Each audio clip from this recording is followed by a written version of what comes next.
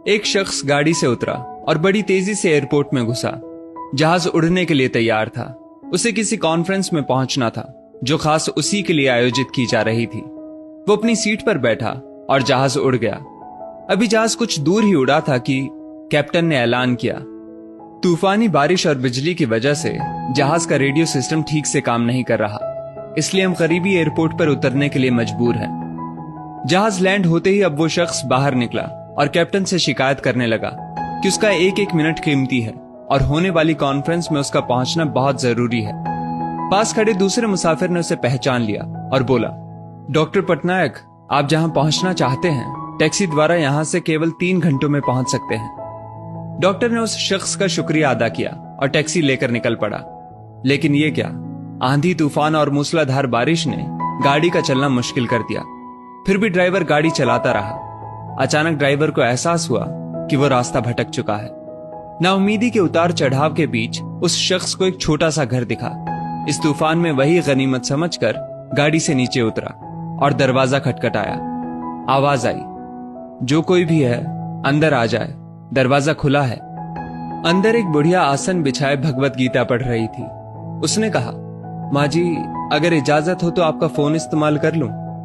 बुढ़िया मुस्कुराई और बोली, बेटा, कौन सा फोन? यहां ना बिजली है ना ही फोन। लेकिन तुम बैठो, सामने चरणामृत रखा है, पी लो, थकान दूर हो जाएगी और खाने के लिए भी कुछ ना कुछ फल मिल जाएगा, खा लो ताकि आगे सफर के लिए कुछ शक्ति आ जाए।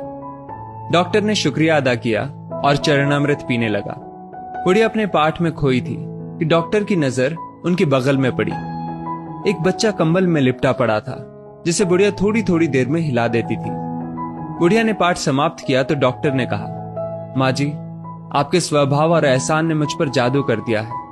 आप मेरे लिए भी दुआ कर दीजिए, ये मौसम साफ हो जाए। मुझे उम्मीद है आपकी दुआएं जरूर कबूल होती होंगी। बुढ़िया बोली, नहीं बेटा, ऐसी कोई बात नहीं। तुम मेरे अतिथि हो और अतिथि की सेवा ईश्वर का आदेश है। मैंने तुम्हारे लिए भी दुआ की है। परमात्मा का शुक्र है, उसने मेरी हर दुआ सुनी है। बस एक और दुआ मैं उससे मांग रही हूं, शायद जब वो चाहेगा उसे भी कबूल कर लेगा। कौन सी दुआ? डॉक्टर ने पूछा। बुढ़िया बोली, ये जो 4 साल का बच्चा तुम्हारे सामने अधमरा पड़ा है, मेरा पोता है। ना इसकी माँ जिंदा है ना ही बाप। इस बुढ़ापे में इसकी जिम्मेदारी मुझ पर है। डॉक्टर कहते हैं इसे कोई खतरनाक रोग है जिसका वो इलाज नहीं कर सकते। वो कहते हैं एक ही नामवर डॉक्टर है।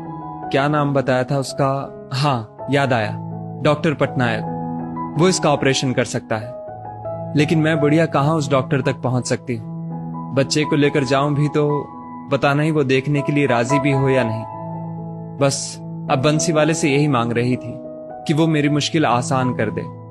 डॉक्टर की आंखों से आंसुओं का सैलाब बह निकला।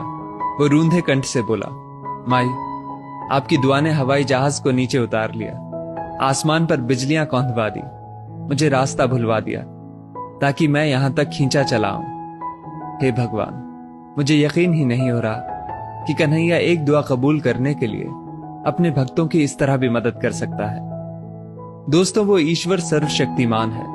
जहां इंसान बेबस हो जाता है वहीं से उसकी परम कृपा शुरू होती है।